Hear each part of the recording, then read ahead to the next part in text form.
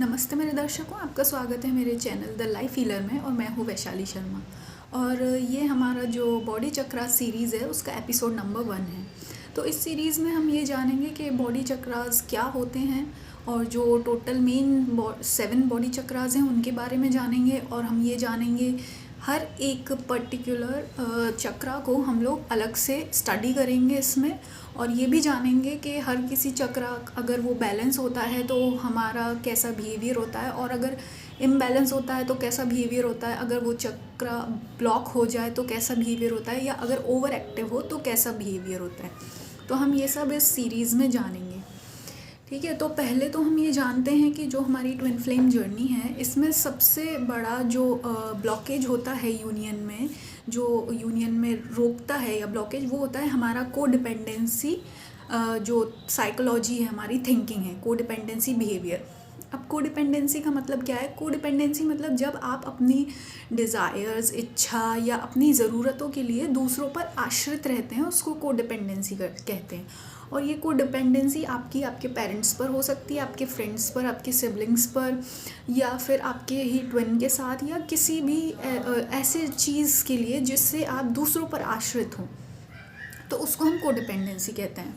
ठीक है, तो ये को डिपेंडेंसी कैसे आती है? इस मतलब ये है, को डिपेंडेंसी होता है जब आपका कोई भी, अगर साथ में से या तो सातों चक्र इम्बैलेंस हो या तो फिर कोई एक चक्र इम्बैलेंस हो, तो उस चक्र से रिलेटेड क्या को डिपेंडेंसी हो जाती है। और ये को डिपेंडेंसी आपकी पॉजिटिव भी हो सकती है, नेगेटिव भी हो सकती है। तो अब हम ये जानते हैं कि ये तो हम इसको को डिपेंडेंसी को ख़त्म करने के लिए हमें क्या करना होगा? अपने जो जितने भी 7 बॉडी चक्रास हैं उनको बैलेंस करना होगा और उनकी एनर्जी को अलाइन करना होगा एक ही ऑर्डर में। ठीक है, तो हम फिर बैलेंस हो जाएंगे, जिसके लिए हम इस जर्नी में आगे बढ़ सकते हैं। अब ये जानते हैं कि अब ये बॉडी चक्रास होते क्या हैं।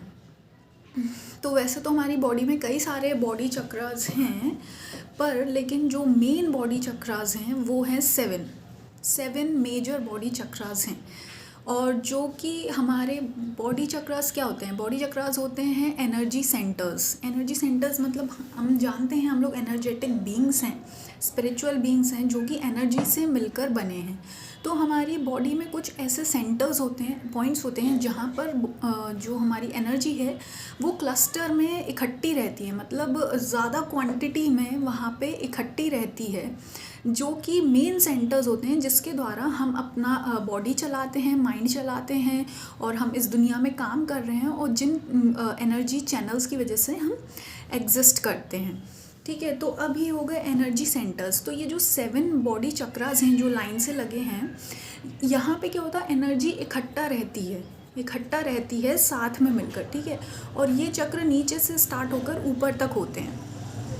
अब ये क्या होता है, जब हम लोग बचपन में पैदा होते हैं तो हम लोग के बॉडी, जैसे छोटा बच्चा होता है उसके चक्रास लगभग अलाइन ही रहते हैं, ज़्यादा इम्बैलेंस नहीं होते हैं, ना ही ब्लॉक होते हैं। पर जैसे जैसे हम अपनी लाइफ में आगे बढ़ते हैं तो जो हमारे साथ किस्से हुए होते हैं या इंसिडेंट्स होते हैं या किसी ने कुछ कह दिया होता है, तो उससे क्या होता है, या जो समाज में हमारी अपब्रिंगिंग होती है, जो हमारे घर में हम लोग को संस्कार दिए जाते हैं, और जो हम सोसाइटी में रहने के लिए एक हम लोग को एडजस्ट होकर एक पर्टिकुलर तरीके से रहना होता है सोसाइटी में, उसकी वजह से क्या होता है, काफ़ी लोगों के जो ये बॉडी चक्रास हैं वो इम्बैलेंस हो जाते हैं।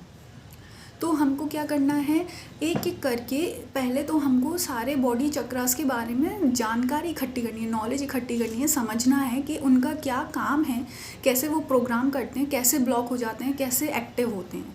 फिर हम उसको धीरे धीरे अपनी प्रॉब्लम समझेंगे, फिर उसको हम बैलेंस करेंगे और एनर्जी सेंटर्स को फिर से ओपन करेंगे ताकि एनर्जी वहाँ पे कम्प्लीटली फ्लो हो जाए, ब्लॉक ना हो। ठीक है, तो क्या होता है, जब हम लोग यहाँ रहते हैं तो ईगो लेयर लगती जाती है, क्योंकि ये 3D वर्ल्ड है, मायावी दुनिया है, तो इसमें ज़्यादा ईगो काम करता है।